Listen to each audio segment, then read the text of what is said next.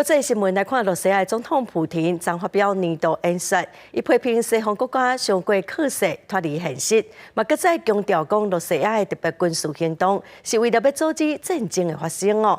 也毋过，罗西亚将又搁针对乌克兰的哈尔科夫发动空中攻击，造成当地至少51个人死亡。 攻击过了后，规个厝间拢倒来，搜救人员将遇难者的尸体卷出来。乌克兰东部的哈尔科夫，最后受到俄罗斯的飞弹攻击。迄当阵，库皮扬斯克的赫罗扎村一间咖啡馆，有真侪村民正伫咧为一位乌克兰士兵举行守灵的活动，结果造成严重的死伤。Із них 51 людина загинула і 6 поранено. Скільки було дітей? Нам відомо лише хлопчика, 8-річного хлопчика, який знаходився. 这个村有1/5的人伫这边的攻击死亡，所有的死者拢是当地村民。乌克兰总统泽伦斯基批评这种针对平民的攻击行为，甚至不应该讲是野兽，因为按理讲对野兽是一种侮辱。这是俄战争开战以来平民死伤上惨重的攻击，联合国也强烈谴责。 不过，俄罗斯总统普廷伫咧岛港圣地所起的一场年度论坛发表演讲时阵，批评西方国家自大，而且脱离现实，也重申发动特别军事行动是为了要阻止战争。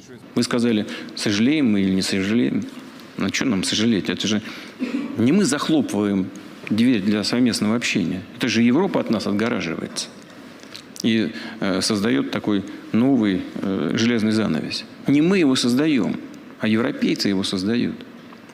Себе в убыток и себе в ущерб. 普京也讲，自从乌克兰6月发动反攻以来，已经损失超过9万位士兵。若是无外部的援助，乌克兰的经济甲军事实力只敢来当挡1礼拜。伊也讲，若是俄罗斯受到核武的攻击，或者是生存受到危险，因就可能使用核武，敌人袂有生存的机会。 Я все понимаю, мы внимательно смотрим и относимся, поверьте, с уважением к вашей точке зрения. Но вот я не вижу такой необходимости. Там менять нашу концепцию. И потенциальный противник знает обо всем, знает о наших возможностях. 普京也讲到，瓦格纳集团领导人普里戈金8月空难死亡的原因是飞机内面的手榴弹爆炸，并不是飞弹攻击。公司新闻郑伟林编译。